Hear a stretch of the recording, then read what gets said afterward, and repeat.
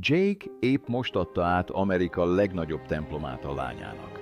Ugyanannak a lánynak, aki 14 évesen tinédzser anyuka lett. De nem ezért beszélnek az emberek. Egy Didit beperlő producer megemlítette Jake nevét a bírósági dokumentumokban. Aztán egy férfi az 1980-as évekből vádakkal állt elő.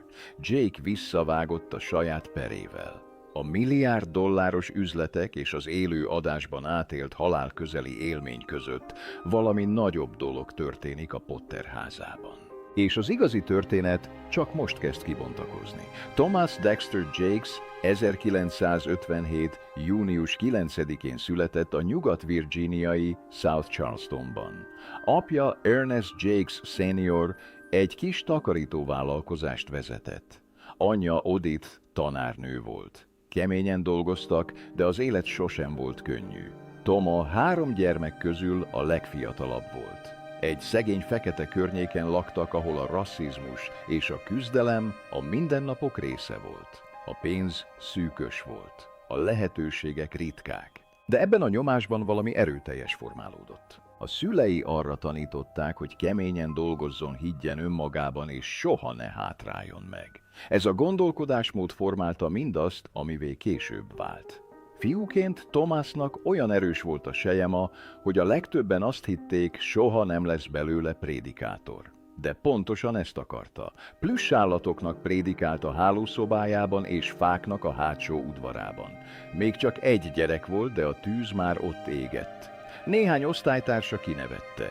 Néhány felnőtt a szemét forgatta, de ő folytatta. Elkezdték bibliafiúnak hívni. Nem érdekelte. Minden nap gyakorolt. Utánozta a templomban hallott prédikátorokat, és megállás nélkül fejlesztette a beszédét. Nem csak beszélni akart, meg akarta hatni az embereket. Ez a korai szenvedély lett a páncélja. Aztán minden megváltozott. Amikor Thomas 10 éves volt, az apjának vese elégtelensége volt, az a fajta, ami lassan elrabol valakit az embertől. Akkoriban a kezelés korlátozott volt, különösen a nyugat-virginiai fekete családok számára. Az apja egyre gyengébb lett. Thomas és az anyja lettek a gondozói.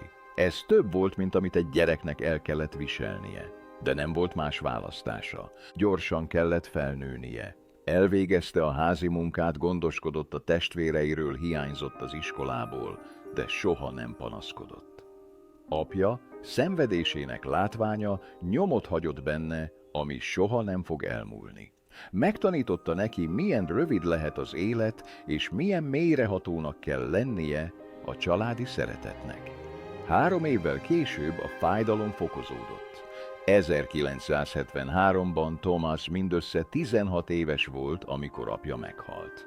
A család összetört. Érzelmileg és anyagilag is minden összeomlott. Thomas részmunkaidőben dolgozott a Union Carbide gyárban, hogy segítsen, de most többet kellett vállalnia. Ő és a bátyja minden munkát elvégeztek, amit csak találtak. Voltak napok, amikor azt sem tudták, hogyan fognak enni. De még ebben a sötétségben sem hagyta abba a prédikálást.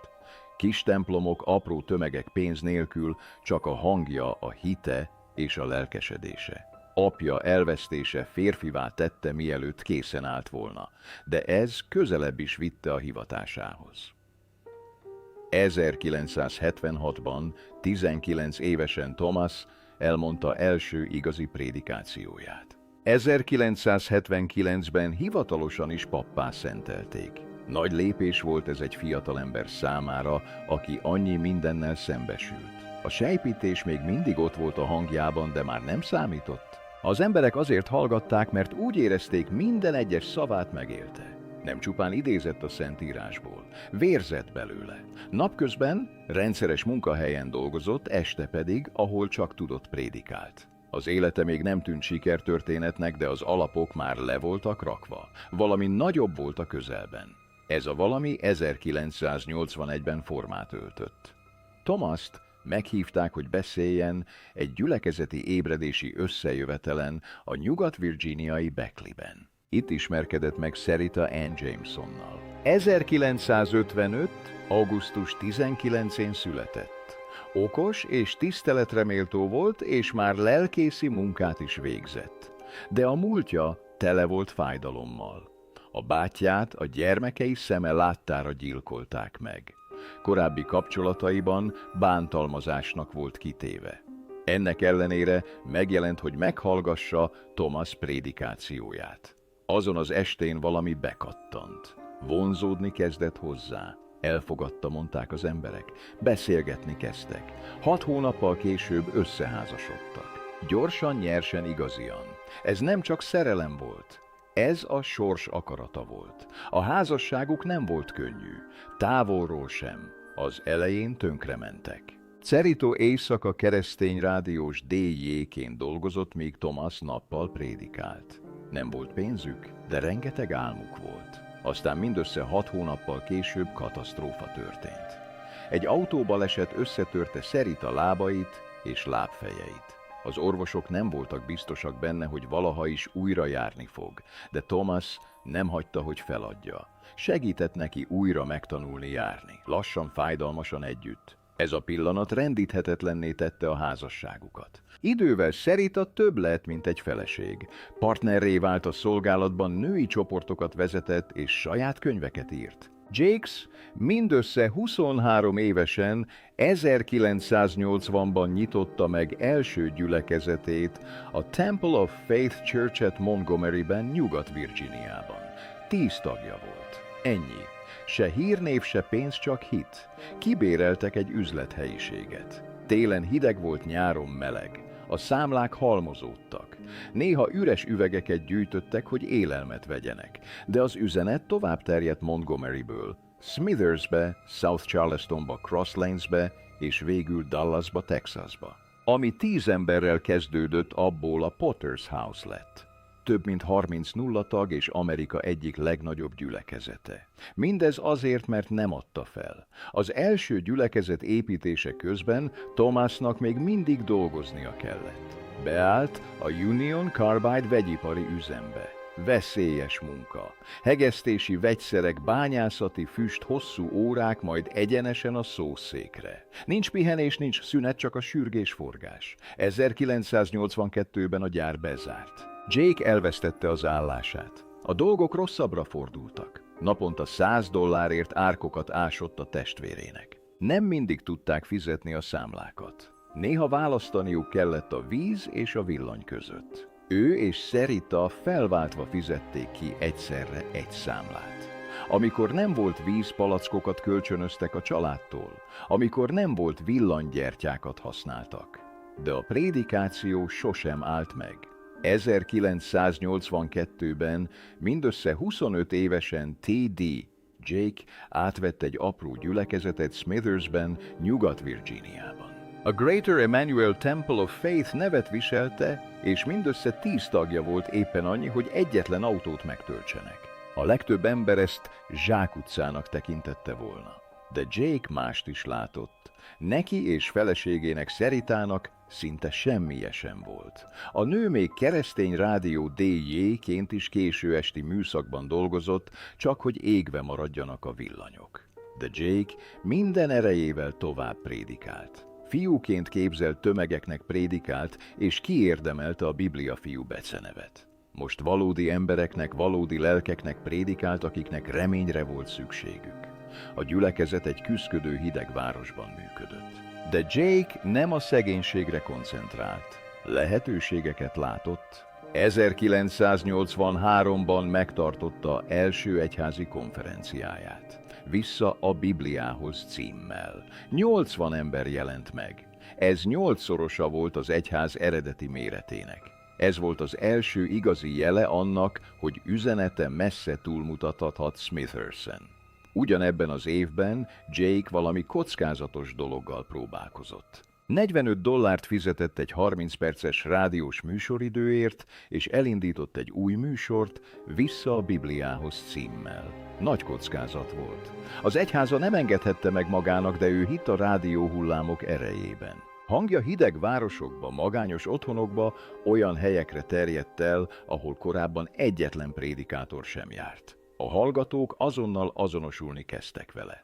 Szavai tele voltak empátiával és erővel. Hirtelen a férfit, aki valaha 10 embernek prédikált, több százan hallották. Ez a kis rádióműsor mindent megváltoztatott. Helyi hírességgé tette egy olyan hanggá, amelyet az emberek minden héten vártak. Meghatározta a terepet arra is, ami ezután következett. 1988-ra Jake tudta, hogy túl kell növekednie a kirakat templomán. Ekkor csatlakozott egy pünkösdi felekezethez, a Higher Ground Always Abounding Assemblieshez. Sherman Watkins püspök vezette, aki gyorsan Jake mentorává és apa figurájává vált. Watkins mindössze 11 emberrel kezdte. Látott Jake-ben valamit, ami a saját útjára emlékeztette. A csoporthoz való csatlakozás többet adott Jake-nek, mint pusztán egy címet. Szélesebb közönséget, több erőforrást és erősebb támogatást jelentett számára. Üzenetük pontosan megegyezett, az övével hétköznapi embereket szólítottak meg, és megmutatták nekik, hogy képesek egy rendkívüli Istent szolgálni. Ezzel az új kapcsolattal Jake már nem egyedül dolgozott. Volt egy kapcsolatrendszere, egy útmutatója és egy útja valami nagyobb felé. Aztán jöttek a költözések. 1990-ben Jake Smithersből a nyugat-virginiai South Charlestonba költöztette a gyülekezetét. Kisváros volt, de sokkal nagyobb, mint ahol elkezdte. A gyülekezet létszáma körülbelül 100 főről több mint 300-ra ugrott. Jake nem a felszínes vigaszt prédikálta. Azokhoz szólt, akik szenvedtek a függőkhöz, az elfeledettekhez. 1993-ra újabb merész lépést tett. Ezúttal átlépett egy sávot, egy túlnyomó részt fehér középosztálybeli külvárosban. Példa nélküli volt, hogy egy fekete pünkösdi lelkész ilyen területre költözzön. De bevált. Gyülekezete több mint 2100 tagra nőtt, akiknek 40%-a fehér volt. Ez ritka, szinte megdöbbentő volt. De bebizonyította, hogy Jake képes volt áttörni a faji és társadalmi korlátokat anélkül, hogy felhigítaná az üzenetét. 1987-ben, mielőtt ezek a lépések megtörténtek volna, Jake már tett egy jelentős lépést. Mindössze 30 évesen püspökké szentelték. Ez hivatalos volt. Dr. Quander L. Wilson rátette a kezét a Charleston Civic Centerben. Ez a szertartás nem csak új címet adott neki, hatalmat, tiszteletet és képességet adott neki, hogy több gyülekezetet felügyeljen. Szenvedéllyel és kitartással bizonyította rátermettségét. Most a gyülekezet hatalommal és pozícióval ismerte el ezt. 1993-ban minden ismét megváltozott. Jake elindított egy heti tévéadást a Trinity Broadcasting Networkön. A fazekas érintése volt a címe. Hirtelen a prédikációi nem korlátozódtak egyetlen szobára. Több millió otthonban voltak jelen. Az emberek országszerte, sőt a világ minden táján elkezdték hallani az üzenetét. Stílusa közvetlen érzelmes energiával és igazsággal teli volt. Mindössze 3 évvel később Dallasba, Texasba költözött, hogy lépést tartson a növekedéssel. Addigra műsora több mint 100 országban volt látható.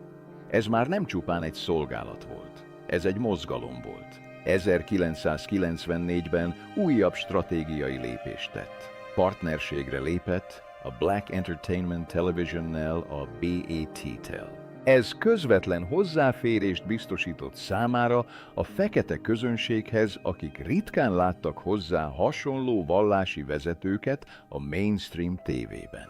Nem csupán prédikációkat sugárzott, testre szabta őket. A méltóságról, a pénzről, az apaságról, a gyógyulásról és a mindennapi túlélésről beszélt. Ezek az üzenetek milliókhoz jutottak el az Egyesült Államokban, a Karib-térségben, Afrikában és Európában. Azok az emberek, akik soha nem tették be a lábukat templomba, hirtelen a hangjára tapadtak. Ugyanebben az évben elindította a Manpower konferenciát, egy teret kizárólag férfiak számára.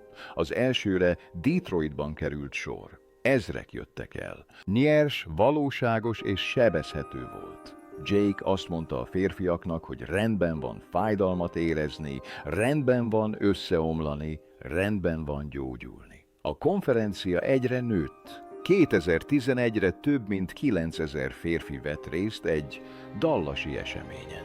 A kezdetek óta több mint 150 nulla férfi érkezett.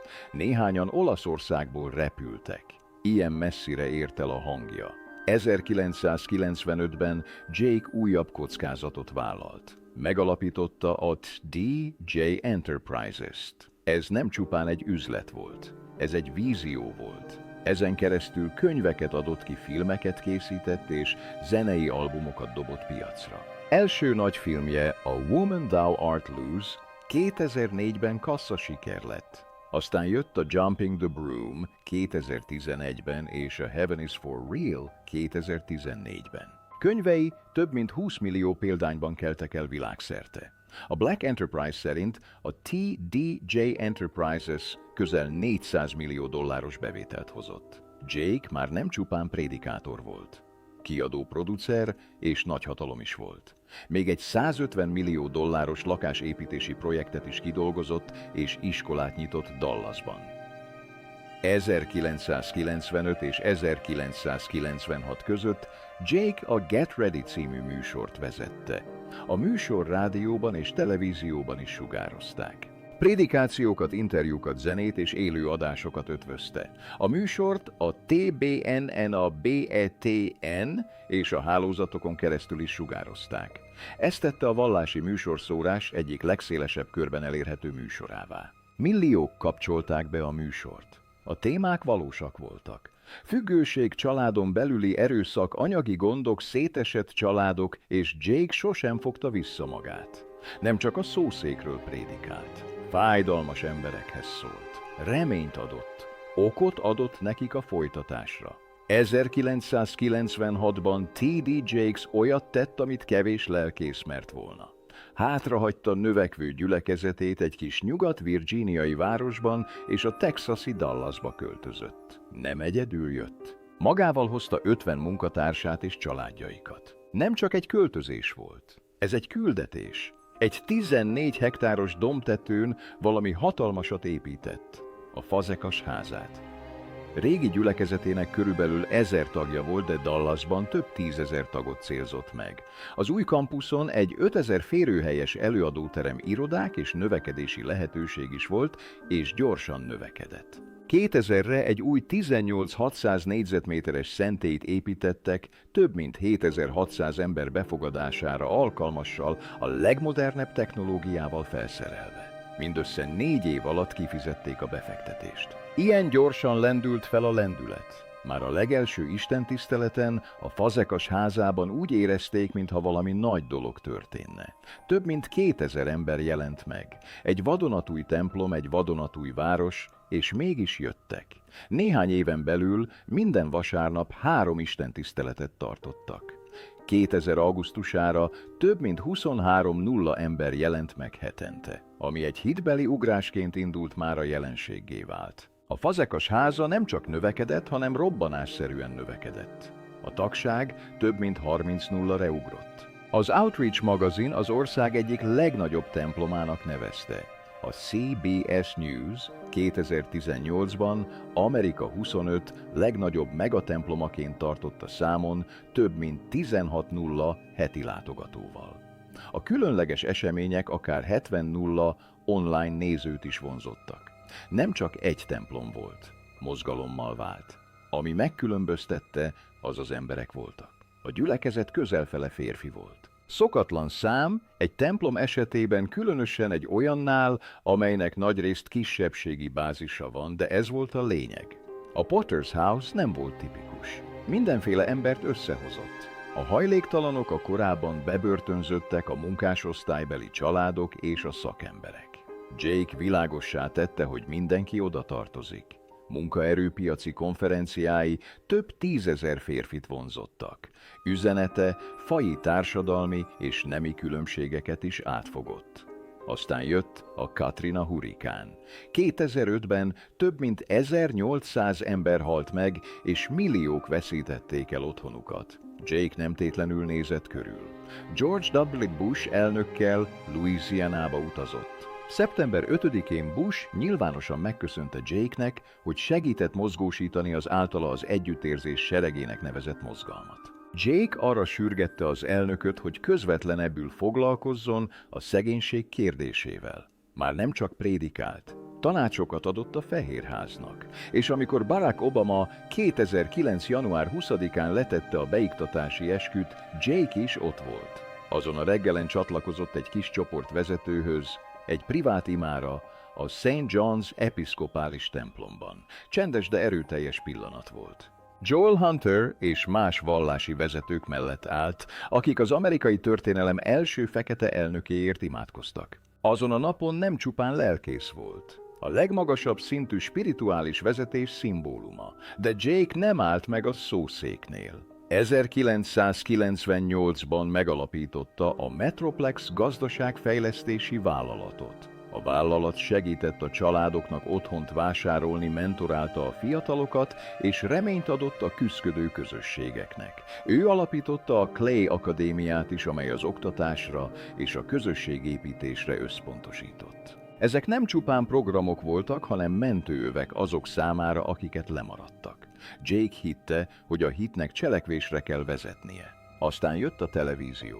2009-ben Dr. Phil-lel és a CBS-szel partnerségre állt, hogy elindítsanak egy szindikált talkshow-t. Nagy nevek is szerepeltek benne, nagy remények is fűződtek hozzá, de a műsor soha nem került adásba. A gazdaság instabil volt, és a projekt csődbe ment. A legtöbben itt megálltak volna, de Jake 2015-ben újra próbálkozott. Ezúttal a TD Jake műsor 4 városban indult, majd 50 piacra bővült. Inspirációt, hírességekkel készült interjúkat és önsegítő módszereket ötvözte, de 2017 márciusára törölték. A nézettség alacsony volt. Oprah Winfrey csatornája mégis felkapta, új platformot adva neki üzenete folytatásához. Miközben mindez történt, a családja önálló misszióba kezdett.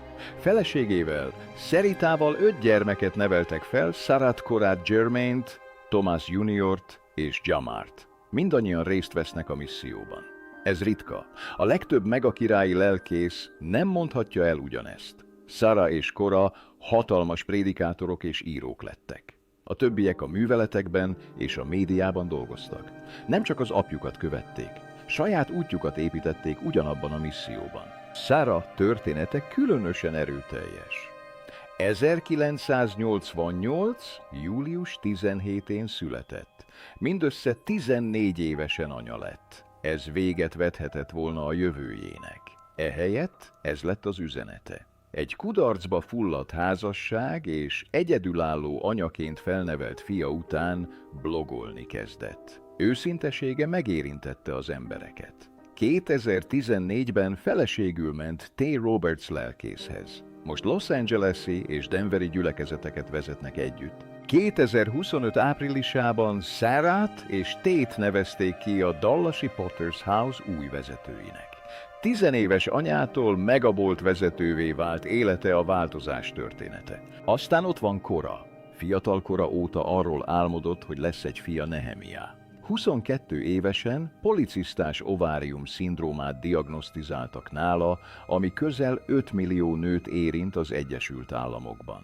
Az orvosok azt mondták neki, hogy talán soha nem lehet gyermeke. Lelkesen bánt vele. Depresszióba esett, de nem adta fel. Elindította a Fertility Faith nevű blogot, hogy támogassa a hozzá hasonló nőket. Lelkész lett, és most a Dallasi Potter's House gyermekszolgálatát vezeti. Örökbe fogadott egy Amorei nevű lányt, és a mai napig ápolja álmát, hogy egy napon a karjában tarthassa Nehémiást. A fájdalom ellenére megtalálta élete célját. 2023. április 27-én a hit és a pénzügyek világa olyan módon ütközött, amire senki sem számított. Jake Jakes, lelkész TD és a Wells Fargo egy olyan megállapodásban egyesítették erőiket, ami meglepte és felkeltette az elvárásokat. Bejelentettek egy hatalmas 10 éves partnerséget, amely akár $1 milliárd is juttathat Amerika legelhanyagoltabb környékeire. Ez nem valami rövidtávú jótékonysági ígéret volt. Hosszú távú elköteleződésről volt szó. 1 milliárd dollárnyi kölcsönről, támogatásról és befektetésről, amelyek mind olyan helyeken kívántak megváltoztatni az emberek életét, amelyeket a legtöbb nagybank általában figyelmen kívül hagy. Jake nem csak a nevét hozta, hanem birodalmának teljes súlyát is. A T.D. Jake Real Estate Ventures, a T.D. J Enterprises és a T.D. Jake Alapítvány. A Wells Fargo vezérigazgatója Charlie Scharf sem finomkodott a szavaival. Azt mondta, hogy ez nem egyszeri befektetés. Arról van szó, hogy együtt hosszú távú hatást és valódi tőkét építsenek ki. Nem csak csekkeket állítottak ki. Újraírták a szabályokat. Aztán 2024-ben és 2025-ben ez a milliárd dolláros ígéret tettekre váltott. A Wells Fargo finanszírozásával működő TD Jake Alapítvány 18 millió dollárnyi támogatást osztott szét országszerte 29 csoport között. Az első 9 millió dollárt 16 pénzügyi ismeretekkel megfizethető lakhatással és karrierfejlesztéssel foglalkozó szervezet kapta. A következő 9 millió dollárt 2025 áprilisában jelentették be további 13 csoport támogatásával. Ez a forduló a gazdasági szerepvállalásra és a munkaerő felkészültségére helyezte a hangsúlyt. Néhány támogatás hatalmas volt. A WY Egyetem, a Paul Quinn főiskola és a Morehouse főiskola egyenként 1,5 millió dollárt kapott. Ezt új lakásokra, kampuszfejlesztésekre és mentális egészségügyi szolgáltatásokra fordították. A Lightship Alapítvány 500 000 dollárt kapott a vállalkozók támogatására. A Power 52 Alapítvány ugyanennyit kapott a tiszta energiával kapcsolatos oktatásra. A United Megare szintén 500 000 dollárt biztosított az élelmiszer bizonytalanság elleni küzdelemre. Ezek nem pusztán adományok voltak. Célzott befektetések voltak az átalakuláshoz. Kelly Cornish, az alapítvány vezérigazgatója fogalmazta meg a legjobban. Ez nem csak a küldetés folytatása volt. Ez egy merész kiállás volt a lehetőségekért. De éppen amikor a címlapok Jake közösségi munkáját dicsérték, egy másik szalagcím vitatkozásba sodorta a nevét. 2024 elején egy Shah-Diddy Commerce elleni szövetségi per robbant be a médiában. A Rodney Lil Rod Jones producer által benyújtott kereset súlyos bűncselekményeket vetett fel Commerce ellen, szexuális zaklatást, kábítószer kereskedelemmel és még szexkereskedelemmel is. Jakes soha nem vádolták szabálysértéssel, de a neve felmerült. A per azt állította, hogy Commerce a Jake-kel való kapcsolatát arra tervezte, hogy rendbehozza a nyilvános megítélését, miután Cassie Ventura nemi erőszak és bántalmazás miatt beperelte. Jake neve csak egyszer jelent meg, de ez elég volt. A sajtó megvadult. Online találgatások robbantak ki. Az emberek tudni akarták, mi a valódi kapcsolat. Annak ellenére, hogy Jake-nek hivatalosan nem volt része az ügyben, a puszta említése is nagy felháborodást keltett. Aztán a dolgok még kaotikusabbá váltak. 2024. októberében Dwayne Youngblood lelkész, egy elítélt szexuális bűnöző egy YouTube beszélgetős műsorban azzal vádolta Jake-et, hogy az 1980-as években szexuálisan zaklatni próbálta. Azt mondta, hogy mindez 18 vagy 19 éves korában történt. Youngblood szerint Jake megpróbálta megcsókolni és megölelni úgy, ahogy nem akarta. Ezek az állítások villámcsapásként terjedtek az interneten. Youngblood az ügyvédjén keresztül levelet is küldött Jake-nek, amelyben 6 millió dollárt követelt, vagy pert indít. Jake jogi csapata gyorsan reagált. Zsarolásnak nevezték. Azt mondták, hogy Youngblood, akit kétszer ítéltek el, egyszer 2008-ban, majd ismét 2014-ben kiskorúak elleni bűncselekményekért, csak a saját összetört hírnevét próbálta helyrehozni. Hamisnak, kiszámítottnak és rossz indulatúnak nevezték a vádakat. Egy hónappal később Jake visszavágott. 2024. november 25-én rágalmazási pert indított egy szövetségi bíróságon. Nem csak Youngblood ellen irányult, hanem mások ellen is, akik esetleg segítettek a hazugságok terjesztésében. A beadványban Youngbloodot azzal vádolták, hogy összehangolt lejárató kampányt indított. Jake szerint a támadások fizikailag, érzelmileg és lelkileg is megviselték. Valójában mindössze egy nappal a per benyújtása előtt valami rémisztő dolog történt. 2024. november 24-én, miközben élőben prédikált a Dallasi Potter's House-ban, Jake Jakes püspök hétfő közepén összeesett. Ezrek nézték személyesen, további ezrek online. Ahogy egyórás üzenetének a végéhez közeledett, remegni kezdett. A kezével leejtette a mikrofont, lerogyott egy székre, majd hanyatt esett. Először kimerültségnek tűnt, de nem az volt. Jake súlyos szívrohamot kapott élőben a kamerán. A felvétel vírusként terjedt. A gyülekezet tagjai a segítségére siettek. Hívták a mentőket. A világ minden tájáról érkező nézők valós időben követték nyomon a káoszt. Később az orvosok azt mondták Jake-nek, hogy veszélyesen közel került a halálhoz. Szerintük mindössze 5 percre volt a haláltól. 5 perc. Ha később érkezik volna a kórházba, nem élte volna meg. A vérrög elzárta a vérútját a szíve jobb oldalán. A szívének fele leállt. A prédikáció alatt csak az adrenalin tartotta életben. Amint leült, a teste feladta. Szó szerint csak félig működő szívvel prédikált. Ami ezután történt, örökre megváltoztatta őt. Jake egy halálközeli élményről számolt be. Azt mondta, úgy érezte, mintha elhagyta volna a testét. Fehér felhőket, csendet, békét látott. Éppen kifelé tartottam, mondta. A körülötte lévő világ káosz volt, de abban a pillanatban teljesen nyugodtnak érezte magát. Később ezt az élményt kiváltságnak nevezte, egy spirituális pillanatnak, amely világosságot adott neki azzal kapcsolatban, hogy mi a legfontosabb. Ez a pillanat arra késztette, hogy egy fontos döntést hozzon. 2025. április 27-én az egész gyülekezete előtt Jake hivatalossá tette. Bejelentette, hogy lánya Sarah Jakes Roberts és férje Tay Roberts veszik át a pásztori posztot. A Potter's House nem akármilyen egyház volt. Egy globális erőmű volt, több mint 30 taggal és további milliókkal, akik online nézik a gyülekezetet. Most egy új korszakba lépett. Jake világossá tette, hogy ez nem nyugdíjba vonulás, ez nem távozás, ez egy újjászületés. Azt mondta, nem fog teljesen lemondani a szószékről. Továbbra is prédikálni, továbbra is vezetni és irányítani fog. De a napi vezetés mostantól Sarah és Tay kezében lesz. Jake terjeszkedésnek nevezte, nem kilépésnek. Az átmenet évekig készült. 2022-ben Sarah és Tay Los Angelesből Dallasba költöztek. 2023-ra már segédlelkészekként készültek erre a pillanatra. Sarah már felépítette saját mozgalmát, a Woman Evolve-ot, amely a nők világméretű felemelkedésére összpontosít. És most a hatalom átadása kezdődött. Az ilyen jellegű átmenet ritka a megaurkákban. A változások általában hirtelen vagy vitákat követően jönnek, de Jake minden részletet megtervezett. Átlátható volt, szándékos volt, és mélyen érzelmes.